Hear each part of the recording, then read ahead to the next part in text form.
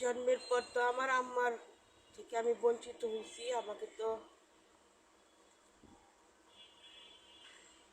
আমাকে মুরগির মাংস, ডিম, দুধ এগুলি খাওয়া শিখায়নি। আমার আম্মা সবসময় আমাকে বঞ্চিত করছে। সবসময় গরমের ভিতর যে ফ্যানটা চলতো মাথার উপর, সেটাও আম্মা, তারপর ভাই, দুই ভাই, তারপর আমি, লাস্টে আমি শুইতাম। গরমের ভিতরে যে ফ্যানটা চলে, তবু সেটার বেলাও আমি সবার শেষে থাকতাম। মানে ফ্যানের বাতাসটাও ঠিক মতো আমার গায়ে লাগতো না। তো জন্মের পর থেকে আমার আম্মা আমাকে বঞ্চিত হয়েছি। এখন আবার আমার ছেলে ঐতিহ্য সব এনে দেয়, সব। মানে খালি বললেই হলো যে আম্মু আমি এটা লাগবে, ওটা লাগবে, এটা খাবো, ওটা খাবো, এটা খেতে ইচ্ছে করছে, এনে দেয়, সব কিছু এনে দেয়। মানে বলার আগে সব কিছু এনে এনে দিবে। তো খেতে পারি না, মানে এমন অভ্যাস হয়েছে, না খেতে খেতে এমন অভ্যাস হয়েছে। এখন যদি বড় পিসের মাছের টুকরাটা দেয় আমাকে, বা বড় পিস তো বড় বড় করে রাখি, ঐতিহ্যকে দিই।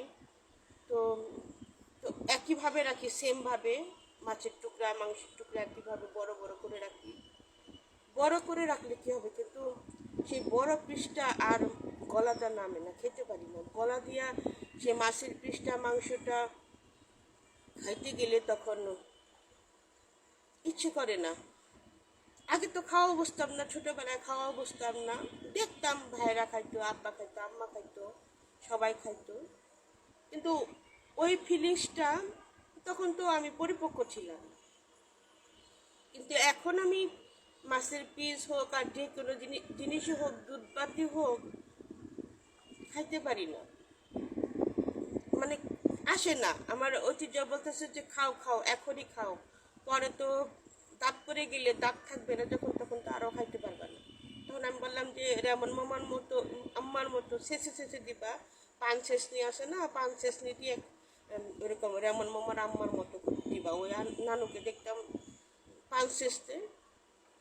তো এখন মনে হয় রেমন মামার আম্মা, তারপরে আবু কাকার আম্মা, শৈলা ফুপুর আম্মা, তারপরে ইদলুর আম্মা, আমার ফুপু, আমার অন্যরা, যে আমার কহেলার ফুপুরা কেমনে খাইছে এখন মনে হয়, তাদের কথা খুব মনে হয়। এখন শত করলে ঐতিহ্য আমাকে ঠিকই এনে দেয়, মাছ মাংস সব এনে দেয়, কিন্তু খাইতে পারি না, আসে না। মনে হয় কি যে আরেকটু স্যাক্রিফাইস করি, আরেকটু কম্প্রোমাইজ করি, আরেকটু আরেকটু খাইলে কি হয়, না খাইলে কি হয়, না খাইলে। মানে আমি ওইরকম হাপুর হুপুর করে আর খেতে পারি না। এখন আর ওই হাপুর হুপুর করে খাওয়া হয় না, খাইতেই পারি না। মানে আমি যে নানান পথ করি, নেই, ওই দেখা যায় যে ওই ভর্তা দিয়ে খেয়ে উঠতেছি, ওই মরিচ বাটা দিয়ে খেয়ে উঠতেছি, ওই ভর্তা খুঁজি, ডালের ভর্তা, বেগুন ভর্তা, এই ভর্তা। মানে ওইটুকু ভাতই খেলে আমার পেট ভরে যায়, আমার আর কিছু লাগে না, খাইতে ইচ্ছা করে না। তখন ঐতিহ্য আমাকে বলে কিছু খাও খাও, পরে তো আর খাইতে পারবে না, দাঁত না থাকলে তো তখন খাইতে পারবে না, দাঁত আছে এখন খাওয়া। কিন্তু কিছুতেই আমি খাইতে পারি না। কেন খাইতে পারি না? খাওয়া আসে না, কিছুতেই না, খাইতে পারি না, খাওয়া আসে না, খাইতে পারি না। আমি একটু ভাত নিলেই আমার পেট ভরে যায়। ভাত নিই, মনে হয় যে কি এতটা ভাত খাইতে পারবো, ভাত নিই। কিন্তু প্রথম ইটা খাই, পরে পেট ভরে যায়, খাইতে পারি না। এখন আর খাইতে পারি না।